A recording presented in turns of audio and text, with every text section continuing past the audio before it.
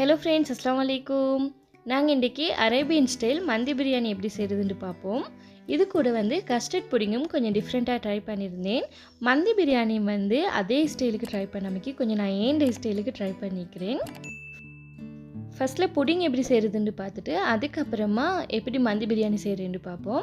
நான் இதில் சரியாக 100 கிராம் கஸ்டர்ட் பவுடர் எட் பண்ணிட்டு 1 லிட்டர் ஃப்ரெஷ் மில்க் எட் பண்ணுறேன். ஃபஸ்ட்டுக்கு கொஞ்சமாக ஃப்ரெஷ் மில்க் எட் பண்ணிட்டு இந்த கஸ்டர்ட் பவுடர் நல்லா கட்டி இல்லாமல் கரைச்சி விட்டதுக்கப்புறமா எல்லா ஃப்ரெஷ் மில்க்கையும் எட் பண்ணுறேன்.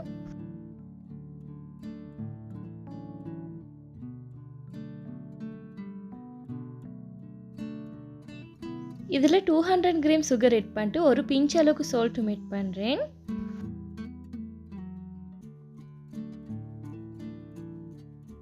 இந்த சுகர் நல்லா மெல்ட் ஆகும் வரைக்கும் நல்லா கரைச்சி விடுறேன்.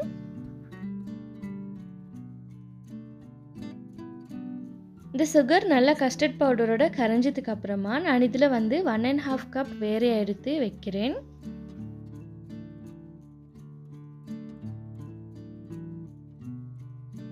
ஸ்டவ்வை லோ ஃப்ளேமில் வச்சுட்டு இந்த கரைச்சி வச்சுக்கிற கஸ்டர்ட்டை இந்த மாதிரி காய்ச்சி எடுக்கிறேன். இது நல்லா திக்காகி வரட்டும். இங்குள்ள கஸ்டர்ட் பவுடருக்கு பெருசாக கலர் இல்லை, லைட் எல்லோவில் தான் நிற்கும். நான் அதுக்காக வேண்டி கொஞ்சம் லைட்டாக ஆரஞ்சு கலர் எட் பண்ணிட்டு இதை நல்லா மிக்ஸ் பண்ணி விடுறேன்.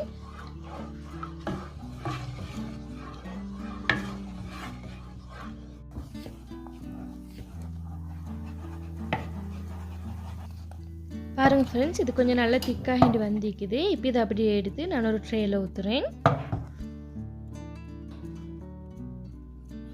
நீங்கள் இன்றைய தான் இந்த வீடியோ ஃபஸ்ட் டைம் பார்க்குறேன்டா, நீங்கள் சப்ஸ்கிரைப் பண்ணாட்டி ப்ளீஸ் ஃப்ரெண்ட்ஸ் கண்டிப்பாக சப்ஸ்கிரைப் பண்ணிட்டு சைடில் இருக்கிற பெல்லை ப்ரெஸ் பண்ணிட்டு அதில் ஆல் அப்படின்ற ஆப்ஷனையும் ப்ரெஸ் பண்ணிவிடுங்க. அப்போ தான் நான் ஷேர் பண்ணுற எல்லா வீடியோவும் நோட்டிஃபிகேஷனில் வரும். உங்களுக்கு இந்த வீடியோ பிடிச்சிருந்தனால் ப்ளீஸ் ஃப்ரெண்ட்ஸ் நீங்கள் லைக் பண்ணாட்டி கண்டிப்பாக லைக் பண்ணுங்கள். நீங்கள் லைக் பண்ணினால்தான் எனக்கு இன்னும் நிறைய வீடியோஸ் போடுறதுக்கு நீங்கள் என்ன மோட்டிவேட் பண்ணின மாதிரி இருக்கும். இப்போ இந்த புடிங் எடுத்து நான் அப்படியே ஃப்ரிட்ஜில் வைக்கிறேன். இது நல்லா கூலாகி செட் ஆகி வரட்டும். நான் ஏற்கனவே இந்த கஸ்டர்ட் மிக்ஸில் 1.5 கப் எடுத்து வச்சுருந்தேன் இல்லையா. இப்போ இதில் கொக்கோ பவுடர் எட் பண்ணுறேன். கொக்கோ பவுடர் உங்களுக்கு எந்த அளவுக்கு எட் பண்ணணும்னு இல்லை, உங்களுக்கு எந்த அளவுக்கு கலர் வேணுமோ அந்த அளவுக்கு பார்த்து எட் பண்ணிக்கோங்க. கொக்கோ பவுடரை இதில் நல்லா கட்டி இல்லாமல் கரைச்சி விட்டதுக்கப்புறமா ஸ்டவ்வை நல்லா லோ ஃப்ளேமில் வச்சுட்டு இதையும் நல்லா மிக்ஸ் பண்ணி தேய்க்கிறேன். இது நல்லா திக்காகி வரங்காட்டியும்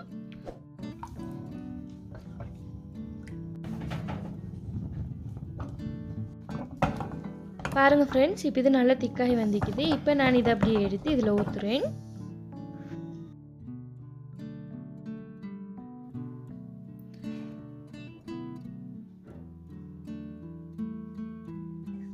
இதை நல்லா ஷேப் பண்ணி விட்டதுக்கப்புறமா இதுக்கு மேலே நான் இன்றைக்கி ஸ்ப்ரிங்கிளை தான் இந்த மாதிரி ஸ்ப்ரெட் பண்ணி விடுறேன். இப்போ புடிங் நல்லா செட் ஆகி வரதுக்கு ஃப்ரிட்ஜில் எடுத்து வச்சுட்டு அடுத்தது மந்தி பிரியாணி எப்படி செய்கிறதுன்னு பார்ப்போம். நான் இன்றைக்கி 1 kg மந்தி செய்ய போகிறேன். அதுக்கு இதில் 200 ml ஆயில் எட் பண்ணிட்டு 3 டேபிள் ஸ்பூன் கீ எட் பண்ணுறேன். ஆயில் நல்லா சூடானதும் 400 கிராம் வெங்காயத்தை நல்லா ஸ்லைஸாக கட் பண்ணிட்டு இதில் எட் பண்ணி இதை நல்லா வதக்கி விடுறேன். இது கொஞ்சம் நல்லா ப்ரௌன் கலருக்கு வரட்டும். நான் இன்றைக்கி ஃபுல் சிக்கன் நான் எட் பண்ண போகிறேன். இந்த ஃபுல் சிக்கனை இந்த மாதிரி 4 பீஸாக கட் பண்ணி வச்சுக்கிறேன். இதில் இந்த மாதிரி சைடு எல்லாமும் கோடு போட்டு வச்சுக்கிறேன். இதில் பே லீஃபும் 2 போட்டுட்டு இதை நல்லா வதக்கி விட்டு நல்லா ப்ரௌன் கலர் வர வரைக்கும். நான் இன்றைக்கி மந்தி மசாலா ரெடிமேட் வாங்கி தான் யூஸ் பண்ணினேன். நான் ஏற்கனவே மந்தி ரெசிபி போட்டிக்கிறேன். அதில் மந்தி மசாலா எப்படி செய்கிறேன்னும் ரெசிபி போட்டிக்கிறேன். உங்களுக்கு மந்தி மசாலா ரெசிபி வேணும்னா நான் டிஸ்கிரிப்ஷனில் லிங்க்கை கொடுக்குறேன், நீங்கள் செக் பண்ணி பாருங்கள். நான் இதில் 1 டேபிள் ஸ்பூன் மந்தி மசாலா எட் பண்ணுறேன். சீரகம் 1 டேபிள் ஸ்பூன், கொத்தமல்லி 2 டேபிள் ஸ்பூன் எட் பண்ணிவிட்டு இதில் பெப்பர், நான் பெப்பர் 1/2 டேபிள் ஸ்பூன் தான் எட் பண்ணுறேன். நீங்கள் உங்களோட காரத்துக்கு ஏற்ற மாதிரி எட் பண்ணுங்கள். வெங்காயம் நல்லா வதங்கி ப்ரௌன் கலருக்கு வந்துட்டுது. இப்போ நான் இதில் 3 tablespoon ginger garlic paste add பண்ணுறேன்.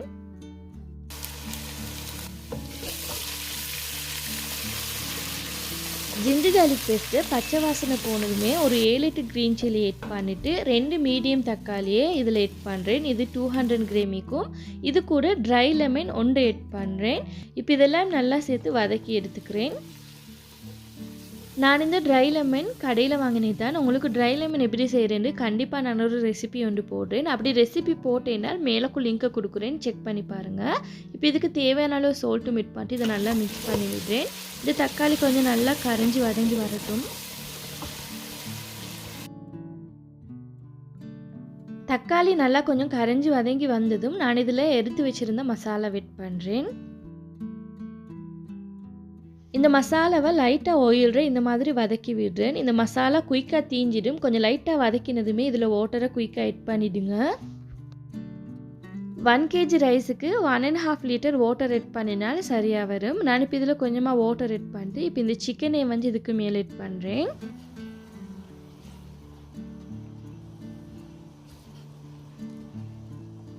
நான் ஏற்கனவே 500 ml வாட்டர் தான் ஆட் பண்ணியிருந்தேன். இப்போ அதோட பேலன்ஸ் 1 லிட்டர் வாட்டரையும் ஆட் பண்ணிட்டு இப்போ இதை நல்லா கொதிக்க விடுறேன். எனக்கு இந்த காரம் போதாத மாதிரி இருந்துச்சு, அதுக்காக வேண்டி நான் மறுபடியும் இதில் க்ரீன் சில்லி ஆட் பண்ணுறேன். உங்களுக்கு தேவையான மாதிரி காரத்துக்கு தேவையான மாதிரி க்ரீன் சில்லி ஆட் பண்ணிவிட்டு இதை நல்லா கொதிக்க விடுங்க.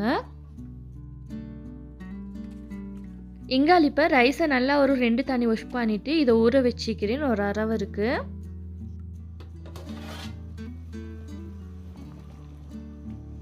இப்போ இந்த தண்ணி நல்லா கொதிச்சு இந்த சிக்கன் கறியும் நல்லா குக்காகி வந்திக்குது. இப்போ இந்த சிக்கன் எல்லாம் நான் வேறையாக எடுக்கிறேன்.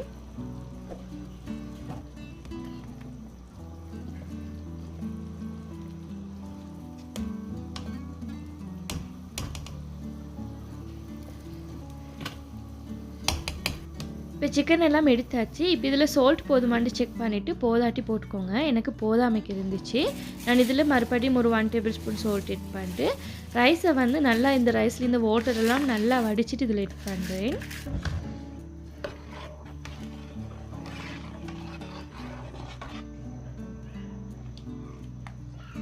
இதை மூடி விட்டு ஸ்டவ்வை நல்லா லோ ஃப்ளேமில் வச்சு இந்த ரைஸை குக் பண்ணி எடுக்கிறேன்.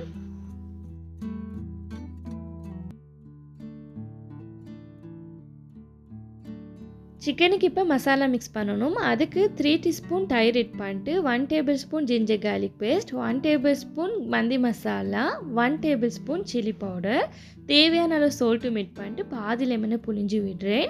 1 டீஸ்பூன் சோயா சாஸும் 2 டீஸ்பூன் சீரக பவுடரும் ஆட் பண்ணிட்டு இதை நல்லா மிக்ஸ் பண்ணி விடுறேன்.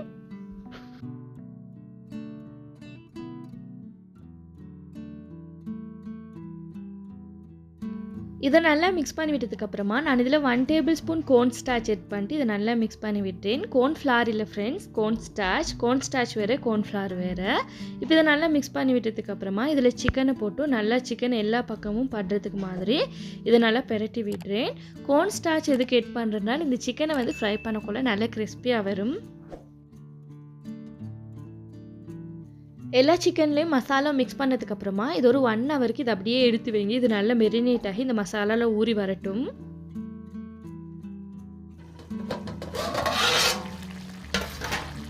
இங்கால ரைஸ் வந்து முக்கால்வாசி குக் ஆகிட்டுது. இதில் இருக்கிற இந்த வாட்டர் எல்லாம் நல்லா சரிசமனா ரைஸோடு வந்திக்குது. இப்போ இதை டம்மில் போடணும்.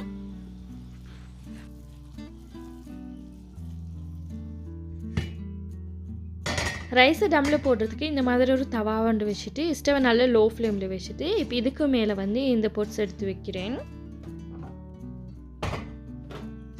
சிக்கன் வந்து நல்லா மெரினேட் ஆகி ஒரு 1 ஹவர் ஆகிட்டுது. இப்போ அதுக்கப்புறமா நான் இதை ஃப்ரை பண்ணி எடுக்கிறேன்.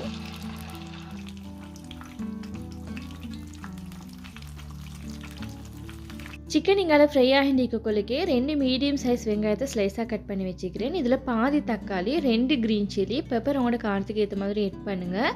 பாதி லெமன் ஜூஸை புழிஞ்சு விட்டு தேவையான அளவு சால்ட்டும் ஆட் பண்ணிவிட்டு 2 டேபிள் ஸ்பூன் மயோனஸ் செட் பண்ணிட்டு இதை பிணைஞ்சு எடுக்கிறேன். இவ்வளோ தான் வெங்காய சமையல். உங்களுக்கு மயோனஸுக்கு பதிலாக தயிரும் போட்டு செய்யலும் நல்ல டேஸ்ட் ஆகிக்கும். இது வந்து மந்தி பிரியாணியோட சாப்பிடக்குள்ளைக்கு இதோட டேஸ்ட் வேறு லெவல் ஆகிக்கும். சிக்கன் நல்லா ஃப்ரை ஆகிட்டுது. இதை அப்படியே எடுத்து நான் ரைஸில் வைக்கிறேன். சிக்கனை ரைஸில் வைக்கும் போது ரைஸை வந்து நல்லா கிளறி விட்டுட்டு நல்லா ரைஸ் குக் ஆகிதான்னு பாருங்கள். ரைஸ் நல்லா குக் ஆகினதுக்கப்புறமா சிக்கனை ரைஸுக்கு மேலே இந்த மாதிரி வைங்க. இப்போ இந்த பந்தி ரைஸுக்கு வந்து ஸ்மோக்கி ஃப்ளேவர் கொடுக்கணும். அதுக்காக வேண்டி 1 டேபிள் ஸ்பூன் கீயை இந்த மாதிரி ரைஸுக்கு நடுவில் வைக்கிறேன். சில்வர் பவுல் இல்லாட்டி வீத்ரு பவுல் பார்த்து எடுங்க. சாக்கோலை வந்து நல்லா சூடு பண்ணிட்டு இது நல்லா சூடாகினதுக்கு அப்புறமா இந்த கீல நான் எட் பண்ணுறேன். உங்களுக்கு இதில் கீக்கு பதிலாக பட்டரும் எட் பண்ணிடும். இப்போ இதை அப்படியே நான் லிட்டால் கவர் பண்ணிவிட்டு ஒரு 5 மினிட்ஸ்க்கு இதை அப்படியே வைக்கிறேன். இதோட ஃப்ளேவர் அப்படியே ரைஸில் இறங்கட்டும். இப்போ 5 மினிட்ஸ்க்கு அப்புறம் ஓப்பன் பண்ணி பார்க்குறேன் ஃப்ரெண்ட்ஸ். இந்த மந்தியோட மனம் வந்து வேறு லெவல் ஆகிக்குது. இந்த சாக்கோல் பவுலாக இதை அப்படியே வேறு எடுத்து வைக்கிறேன். இவ்வளோ தான் ஃப்ரெண்ட்ஸ் மந்தி ரெசிபி. உங்களுக்கு நல்லா ஈஸியாகவே செஞ்சிடும். நான் இன்றைக்கி இந்த மந்தி ரெசிபியை வந்து அரபிக் ஸ்டைலுக்கு மட்டுமே செய்யலை. அரபிக் ஸ்டைலுக்கு செய்கிறேன்டா அவங்களோட மசாலா மட்டுமே போட்டு செய்யணும். அந்த மந்தி மசாலா மட்டும்தான் போட்டு செய்யணும். நான் வந்து எங்களோட ஸ்ரீலங்கன் மசாலாம் கொஞ்சம் போட்டு தான் செஞ்சேன். அப்போ தான் வந்து எங்களுக்கு சாப்பிட்றதுக்கு நல்ல டேஸ்ட் ஆகிக்கும்.